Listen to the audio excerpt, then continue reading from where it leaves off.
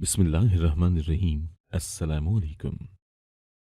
हर रात मेरा शौहर खजूर खाता और उसकी गुठली मेरे दुपट्टे के पल्लू से बांध देता। कहता, अब इसे खोलना नहीं वरना मेरी मुराद पूरी न होगी। मैं भी शौहर की बात मान लेती क्योंकि वो अच्छी नौकरी की तलाश में था। मगर जब मैं सुबह उठती तो शौहर मेरे पल्लू से वो गुठली खोलकर अपनी जेब में डालकर ले जाता और जब वापस आता तो जेब से ढेरों नोट निकाल कर मुझे देता। कहता, ये सब तुम्हारी मेहनत है। मैं बड़ी हैरान होती कि थका हुआ तो खुद आता है और क्रेडिट मुझे देता है। अब तो शौहर ने खजूर की तादाद भी बढ़ा दी। एक दिन मुझे शक हुआ और मैं खजूर की गुठली फेंक कर सो गई। थोड़ी देर बाद जान निकल गई। मेरा शौहर शाम गए घर लौट कर आया तो खिलाफे तवक्को बड़ा हशाश बशाश था। मैं भागकर आहत के पास गई और बोली, आपको मुलाजमत मिल गई है क्या? आहत मुस्कुराते हुए बोले, तुम्हें कैसे पता चला? मैं उनके इस सवाल पर खिलखिलाकर हंसती थी और बोली, क्योंकि आज बड़े दिनों के बाद आपके इस प्यारे से चेहरे पर खुशी देख रही हूं। आहत ने मेरा हाथ पकड़कर मुझे अपने पास बिठा लिया और बोले, हुरिया, अगर मैं कहूं कि मुझे मुलाजमत नहीं मिली अभी तक, लेकिन मेरे हाथ कारून का खजाना लग गया है, तो क्या कहोगी? मैं मुंह बसोर कर बोली, प्लीज पहेलियां ना बुझवाएं। मुझे सीधे तरीके से बता दें कि आपकी खुशी के पीछे राज क्या है, नहीं तो आज रात आपको खाना नहीं दूंगी, भूखे ही सोना पड़ेगा। आहट डरने की एक्टिंग करके बोले, बेगम जी, मैं तो डर गया आपसे। मैं बता ही देता हूं कि आखिर राज क्या है, क्योंकि मुझे बहुत भूख लगी है और भूखे रहने का मेरा बिल्कुल भी कोई इरादा नहीं है। आहत ने अपनी जेब से खजूर की गुठली निकालकर मेरे सामने कर दी थी। वो बोले, ये रहा कारून का खजाना। आहत के इस मजाक पर मेरी आंखों में आंसू आ गए थे। मैं बोली, आप बहुत बुरे हैं आहत, उम्मीद दिलाकर दिल ही तोड़ देते हैं। आहत ने जल्दी से मेरे आंसू पोंछे और बोले, कितनी बार कह चुका हूं हुरिया कि मुझे तुम्हारे आंसू से तकलीफ होती है। मेरे सामने मत रोया करो। मैं तुम्हारे साथ हरगिज कोई मजाक नहीं कर रहा। ये एक ऐसी गुठली है जिसे अगर तुम रात को अपने पल्लू से बांध कर सो गई तो हम बहुत जल्द मालामाल हो जाएंगे। लेकिन जब मैं ये गुठली एक बार बांध दूं तो इसको हरगिज खोलकर मत देखना, नहीं तो गजब हो जाएगा। इस तरह मेरी मन्नत भी पूरी नहीं होगी और हम दोनों बर्बाद भी हो जाएंगे। तुम और मैं एक दूसरे से जुदा हो जाएंगे। जुदाई का नाम सुनकर ही मैं कांप गई थी। मैं बोली, आहत, मैं आपकी बात मान लेती हूं, अगर मुझे ये तो बताएं कि आपके पास ये गुठली आई कहां से है, आपको दी किसने है? आहत बोला, हुरिया, मैं तुम्हारी हर बात का जवाब देने के लिए तैयार हूं, मगर मुझे तुम एक बात बताओ, क्या तुम्हें मुझ पर एतबार नहीं है? मुझे हर बात लफ्ज ब लफ्ज तुम्हें बताने की जरूरत है क्या, ताकि तुम मेरी बात पर भरोसा कर सको? मैंने नफी में सर हिला दिया और बात समेट कर खड़ी हो गई। मैं बोली, आप हाथ धो लें, मैं आपके लिए खाना लगाती हूं। मैंने हाथ से ज्यादा बहस नहीं की थी, क्योंकि मैं उसे ये दिखाना चाहती थी कि मुझे उस पर एतबार है। और सच भी यही था। मैं तो आहत की एक एक बात पर आंख बंद करके एतबार करती थी। फिर दिल में यह भी ख्याल आया कि आहत बड़ी देर से जॉब की तलाश में सरगर्दा है। अगर उनको इस खजूर की गुठली से आस मिलती है तो मैं उनकी आस उनसे क्यों छीनूं? हम खाना खाकर फारिग हुए तो मैं आहत के लिए कहवा बनाकर ले आई थी। वो हर रात खाने के बाद कहवा लाजमी पीते थे। फिर हमने मिलकर थोड़ी देर तक टीवी देखा तो आहत बोले, चलो आओ हुरिया, मैं तुम्हारे पल्लू से ये गुठली बांध दूं। मैंने पल्लू आगे कर दिया तो आहत बोले, अब तुम जाकर बिस्तर पर लेट जाओ। मैं बिस्तर पर लेटते ही सो गई थी। सुबह मेरी आंख खुली तो आहत मुझे परेशान से नजर आए थे। मैं उनके पास उठकर जाने लगी तो मुझसे उठा ही नहीं जा रहा था। मेरे पूरे वजूद में बेतहाशा दर्द था, मगर फिर भी मैं खुद को घसीटते हुए अपने शौहर के पास ले गई थी। मैं बोली, आहत, क्या बात है? आप मुझे कुछ परेशान से लग रहे हैं। आहत ने एकदम ही मेरे आगे हाथ जोड़ दिए। आहत की आंखें आंसुओं से भर गई थीं। वो बोले, हुरिया, मुझे माफ कर दो, मैंने तुम्हारे साथ अच्छा नहीं किया, मेरा दिल बैठने लगा था। मैं बोली, आहत, क्या बात है, मुझे बताएं, आखिर हुआ क्या है? तो आहत बोले, हुरिया, मैंने तुम पर बहुत जुल्म किया है। मैंने तुम्हें एक एक चीज के लिए तरसाया है। तुम बस मुझे माफ कर दो। आहत ने अपने आंसू पोंछ लिए थे, मगर मैं जान गई थी कि आहत ने बात बदल डाली थी। वो कुछ और कहना चाहते थे, मगर कहने का हौसला न कर सके थे। मैं आहत के पास बैठ गई और बोली, मुझे आपसे कोई गिला शिकवा नहीं है। मैं आपके साथ बहुत खुश हूं। ऐसा लगता है जैसे मैं जन्नत में आ गई हूं। आहत हंस पड़े थे। फिर बोले, तुम मेरा इंतजार करो, मैं अभी आता हूं। आहद उठकर बाहर चले गए तो मैं उनके अजीब से रवैये के मुतालिक सोचती रह गई थी। जाने वो किस बात को लेकर इस कदर परेशान थे। 10 मिनट बाद ही आहद वापस आ गए थे। उन्होंने अपनी जेब से हजार हजार के कई नोट निकालकर मेरे सामने रख दिए थे और बोले, ये लो हुरिया, ये तुम्हारी मेहनत का सिला है। इन पैसों पर फकत तुम्हारा ही हक है। मैं बड़ी हैरान हुई कि मैंने कौन सी मेहनत की है जो आहद ऐसा कह रहे हैं। मैंने वो नोट थाम लिए थे। आहद बोले, अब हमारे दिन बहुत जल्द फिर जाएंगे। मुझे अजीब सा महसूस हुआ था। न जाने कौन मेरे शौहर को इतने पैसे थमा गया था। अब तो आहद का कोई दोस्त इस डर से उनका फोन भी नहीं उठाता था कि कहीं आहद उनसे कर्ज ही ना मांग ले। खैर, मैं जानती थी कि मेरा शौहर मुझसे कोई बात नहीं छुपाता। आज नहीं तो कल वो मुझे सब कुछ खुद ही बता देगा। लेकिन ऐसा हुआ नहीं था। आज पूरा 1 हफ्ता हो गया था। आहद मेरे दुपट्टे के पल्लू से खजूर की गुठली बांध देते थे और सुबह ढेरों पैसे मुझे थमा देते थे। आहद मुझसे कुछ छुपा रहे थे। मैंने बड़े दिन इंतजार किया। जब उन्होंने मुझे ना बताया तो मैंने ये बात खुद ही उनसे पूछ ली। मैं बोली, आहद, आप मुझे सब कुछ सच सच क्यों नहीं बता देते? आहद बोले, हुरिया, मैं सच तुम्हें बताने से डरता हूं क्योंकि मैं जानता हूं तुम मुझसे बहुत मोहब्बत करती हो। सच जानकर परेशान हो जाओगी, इसीलिए अब तक टालमटोल से काम लेता रहा हूं। मगर तुम जिद करती हो तो सुनो, मुझे एक जॉब मिल गई है। काम मुश्किल है और है भी नाइट शिफ्ट, तो मुझे मुआवजा ज्यादा मिलता है। तुम जब सो जाती हो मैं काम पर चला जाता हूं। मैं आहद की बात सुनकर सचमुच परेशान हो गई थी। मेरा शौहर तो बहुत ही नाजों से पला था। मेरी वजह से उस पर किस किस्म के दिन आ गए थे। मैं आहद से बोली, आप मुझे डॉक्टर के पास ले जाएंगे? वो परेशान हो गए और बोले, क्या बात है, तबीयत तो ठीक है ना? मैं बोली, तबीयत ही तो ठीक नहीं है। कुछ दिनों से मैं जब सुबह सोकर उठती हूँ तो उठा ही नहीं जाता। सारा सारा दिन लेटी बिस्तर तोड़ती रहती हूँ, मगर थकावट है कि जान ही नहीं छोड़ती। आहद एकदम ही गुस्से में आ गए और बोले, जब हम पर गुर्बत थी तब तो तुम एक दिन भी बीमार नहीं पड़ी थी। अब मैं रात रात भर ड्यूटी करके पैसे कमा कर आता हूं तो तुम बीमार पड़ने लगी हो। फिर मैं यही समझूं कि तुम मेरी मेहनत की कमाई यूं ही अस्पतालों में जाकर लुटाती रहोगी। आहद के अल्फाज सुनकर मुझे अपने कानों पर ही यकीन नहीं आया था। क्या ये मेरा आहद ही था? वो मुझसे किस तरह मुखातिब हुआ था? पैसा आ गया था तो क्या अब मोहब्बत ने खुदकुशी कर ली थी? मैं अपने आप को संभाल कर उठ खड़ी हुई थी। मैं दूसरे कमरे में जाकर रोती रही थी। मुझे आहद के उन अल्फाज ने बड़ी तकलीफ दी थी। यूं ही रोते रोते मुझे शाम हो गई थी। तब आहद मेरे पास कमरे में आकर बैठ गए और बोले, हुरिया, आ जाओ, मैं तुम्हें डॉक्टर के पास ले चलूं। मैं नरूठेपन से बोली, नहीं, मुझे नहीं जाना डॉक्टर के पास। आहद मुस्कुराकर बोले, ये हुई ना बात, एक पैनाडोल की गोली खा लो, खुद ब खुद सारी थकावट उतर जाएगी। इतना कहकर वो उठ खड़े हुए और बोले, हुरिया, मैं जरा घर से बाहर जा रहा हूं, आते हुए मुझे थोड़ी देर हो जाएगी। आहद के रवैये से साफ जाहिर था कि वो मुझे डॉक्टर के पास लेकर नहीं जाना चाहते थे, मगर वजह क्या थी ये मैं समझ ना पाई थी। मैंने खुद को बड़ी मुश्किल से उठाया और रात का खाना तैयार करने लगी थी। मुझे रह रहकर वो दिन याद आ रहे थे जब मैं पप्पू के साथ दादी की वफात पर पहली बार अपने चचा के घर गई थी। दरअसल मेरे अम्मी और अब्बू के दरमियान अलहदगी हो चुकी थी। मेरी अम्मी और अब्बू की मोहब्बत की शादी हुई थी। अम्मी दूसरी बिरादरी से थी, इसीलिए मेरी दादी अम्मी को कबूल न कर पाई थी। वो हर वक्त अब्बू से यही कहती रहती थी कि तुमने मेरे खून में मिलावट कर दी है, तुमने दूसरी बिरादरी की लड़की से शादी करके मेरा मान तोड़ दिया है। मैं तुम्हें अपना दूध नहीं बख्शूंगी। कयामत के रोज मैं तुमसे इस चीज का हिसाब जरूर मांगूंगी। पहले पहल तो अब्बू ये सब बातें बर्दाश्त करते रहे थे, मगर 5 साल बाद जब बीवी और शादी पुरानी हो गई तो उन्हें अपनी मां की नाराजगी का ख्याल सताने लगा। तब उन्होंने मेरे मुतालिक भी न सोचा और अम्मी को तलाक दे दी। अब्बू ने दूसरी शादी कर ली तो अम्मी ने भी अब्बू की जिद में आकर अपना घर बसा लिया था।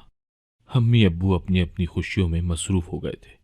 मेरी अम्मी तो दादी का ख्याल रख लिया करती थी, मगर अब्बू की नई बीवी तो दादी से चिढ़ती थी। वो दादी के पास बैठना भी पसंद नहीं करती थी। इसीलिए जब दादी बहुत बीमार हो गई तो मेरी अम्मी राहिला को दिन रात याद करके रोती रहती थी। अब्बू से नई बीवी का शिकवा करती तो अब्बू उनको टका सा जवाब देते और कहते, अम्मी, आपकी वजह से एक बार तो अपना घर उजाड़ चुका हूं, दूसरी बार नहीं उजाड़ सकता। दादी बस चुप ही कर गई थी। फिर उन्होंने चाचू की मिन्नत समाजत शुरू कर दी कि मुझे अपने साथ घर ले जाओ। चाचू ने बड़ा अरसा दामन बचाए रखा, मगर फिर न जाने दिल में क्या समाई कि दादी को अपने साथ ले गए। मेरे अब्बू की दूसरी बीवी उम्मीद से हुई तो उन्होंने अब्बू को हुक्म सुना दिया कि मैं इस हालत में हुरिया का ख्याल नहीं रख सकती, इसीलिए इसे इसकी माँ के पास भेज दो। मेरी अम्मी ने भी मुझे अपनाने से इनकार कर दिया था। यूं दोनों मियाँ बीवी मुझे एक दूसरे की तरफ धकेलने लगे थे। उन्हें इस बात की भी परवाह न रही कि मैं भी इंसान हूं। उनका ये रवैया मुझे अंदर ही अंदर खत्म कर रहा था। तब मेरी फुप्पो ने मुझे अडॉप्ट कर लिया था। उन्होंने मुझे इतना प्यार दिया कि मेरे सगे वालिदैन ने कभी न दिया होगा। और यूं ही मैं जवान हो गई।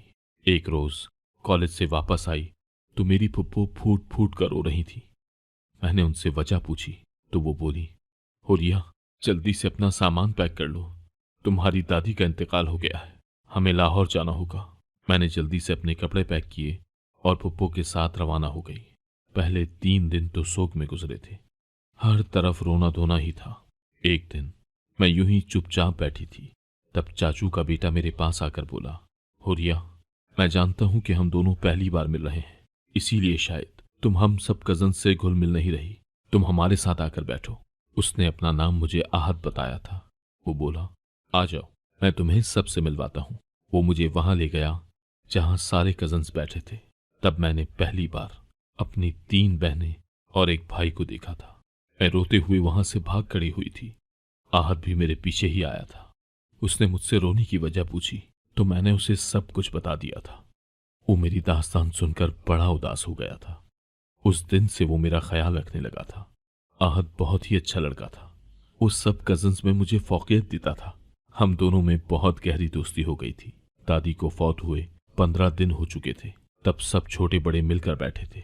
उसी वक्त आहत के अब्बू मेरे अब्बू से बोले, कमाल, क्या ख्याल है, बच्चों के साथ हम अपना रिश्ता जोड़कर खुद को मजबूत ना कर लें? मेरे अब्बू बोले, हाँ क्यों नहीं, ये तो बहुत अच्छा ख्याल है। अब्बू को देखकर मेरी आंखें भीग गई थीं। वो भी दादी के इंतकाल पर आए हुए थे, मगर उन्होंने मेरे सर पर हाथ रखकर ये भी ना पूछा था कि हुरिया, तुम कैसी हो, किन हालात से गुजर रही हो। अंकल बोले, कमाल, मैं अपने बेटे आहत के लिए तुम्हारी बड़ी बेटी फिजा का हाथ मांगता हूं। ये बात सुनकर सब बड़े खुश हो गए थे, तालियां पीटने लगे थे। फकत मैं और आहद ही परेशान रह गए थे। आहद उठकर वहां से चला गया था। मैं भी उसके पीछे ही गई थी। तभी आहद ने मुझे प्रपोज किया था। वो बोला, हुरिया, मैं तुम्हें पसंद करता हूं, तुमसे शादी करना चाहता हूं, क्या तुम मेरे साथ शादी करोगी? मैंने इस्बात में सर हिला दिया था। मैंने और आहद ने फुप्पो से बात की तो फुप्पो बहुत खुश हुई थी। उन्होंने चाचू से बात की तो चाचू बोले, मैं अपने खून में मिलावट नहीं कर सकता, ये गैर माँ की बेटी है जो खुद शादी रचा कर बैठी है। फुप्पो बोली, है तो तुम्हारे भाई का खून ही ना, जैसे फिजा है वैसे ही हुरिया भी है। मगर चाचू ना माने। फुप्पो ने मेरे अब्बू से बात की तो वो बोले, मुझे हुरिया की शादी की फिक्र नहीं करनी चाहिए, ये इसकी माँ का फर्ज है। मेरी बीवी भी तो अपनी बेटियों के लिए खुद ही दौड़ धूप कर रही है। आहत फुप्पो से इजाजत लेकर मुझे कोर्ट ले गया था और हमने कोर्ट मैरिज कर ली थी। आहत बोला, जब हम घर जाकर सबको ये खबर सुनाएंगे तो घर वाले हमारी शादी को तस्लीम कर ही लेंगे।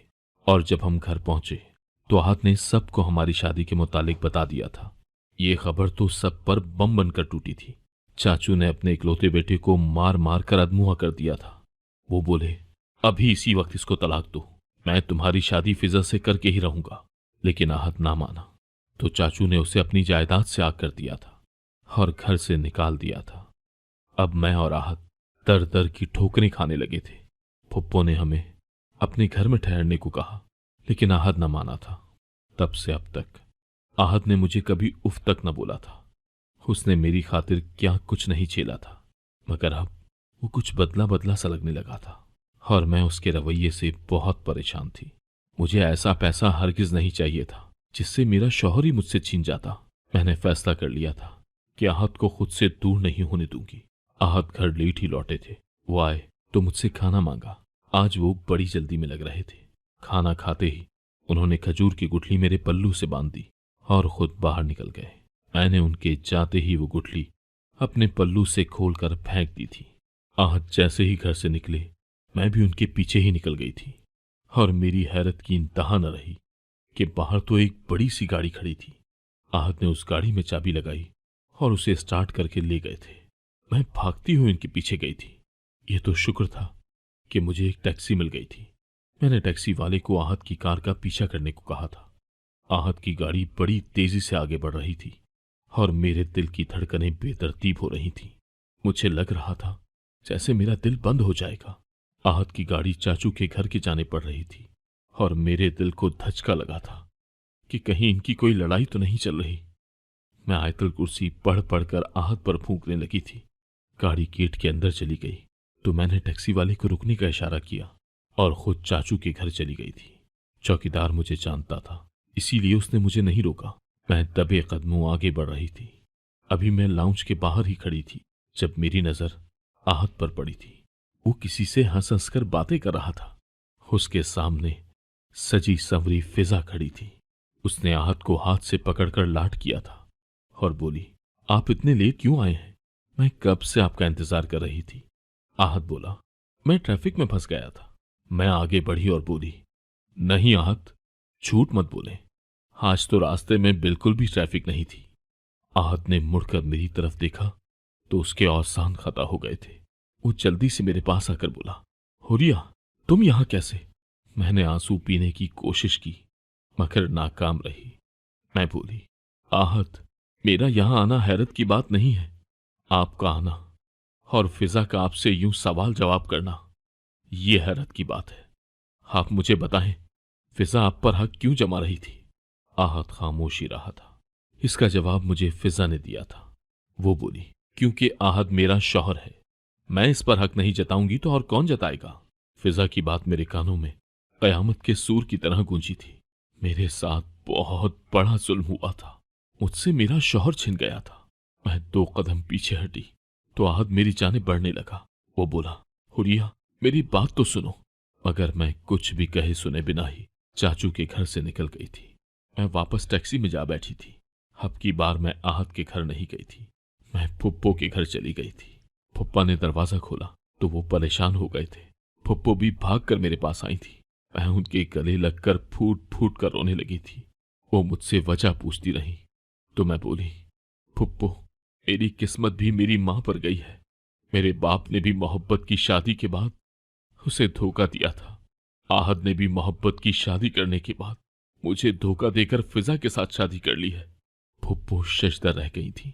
वो बोली, ऐसा कैसे हो सकता है? मैं कुछ न बोली, बस उनके गले लगकर रोती रही थी। मैं आहत से शदीद मोहब्बत करती थी। मैंने उसे अपना मिजाजी खुदा समझकर रखा था और उसके सामने मुझे कुछ और नजर नहीं आता था। लेकिन वो तो दूसरी शादी रचा कर बैठा था, यानी मोहब्बत गई भाड़ में। सारी रात मैं ये सोच सोच कर ही हलकान होती रही कि आहत फिजा को वैसे ही प्यार भरी नजरों से देखता होगा जैसे वो मुझे देखा करता था। उसकी भी फजूल सी बातों पर दिल खोल कर हंसता होगा। उसकी फरमाइश पूरी करने के लिए रात के 2 बजे भी आइसक्रीम लेने चला जाता होगा। ये सब बातें मुझे अंदर ही अंदर से खाए जाती थी। एक रात में ऐसा लगने लगा था जैसे मैं सदियों से बीमार हूं। ऐसा लगता था जैसे बरसों से आहत को देखा ही नहीं। सुबह हुई तो फुप्पो ने मुझे आकर बताया कि आहत तुमसे मिलने आया है। मैंने फुप्पो से कहा कि उसे कमरे में भेज दे। मैं आहत की एक झलक देखना चाहती थी। आहत मेरे कमरे में आया तो वो सदियों का बीमार लग रहा था। वो बोला, हुरिया, मैं जानता हूं तुम मुझे गलत समझ रही होगी। तुम्हें लग रहा होगा कि मैं तुमसे वफा नहीं कर पाया। तो सुनो, मैं आज भी तुमसे उतनी ही मोहब्बत करता हूं जितनी पहले करता था, बल्कि अब तो उससे भी ज्यादा करने लगा हूं। तुमने मुश्किल वक्त में मेरा साथ दिया, तुमने उफ तक न की। इसीलिए मैंने सोच लिया था कि मैं तुम्हें जिंदगी की हर सहूलत देकर रहूंगा। मैंने एक चाल चलने का सोचा था। मैंने अब्बू से कह दिया था कि मैं फिजा से शादी करने के लिए तैयार हूं, मगर सिर्फ इस शर्त पर कि वो सारी जायदाद मेरे नाम पर लिख देंगे। मैंने अब्बू से यह भी कह दिया था कि मैं तुम्हें तलाक दे चुका हूं। मैं उस खजूर की गुठली पर बेहोशी की दवा छिड़क कर तुम्हें सुंघा देता था और फिर उसे तुम्हारे पल्लू से बांध देता था। तुम रात भर सोई रहती थी और फिर मैं रात सोने के लिए घर चला जाता था।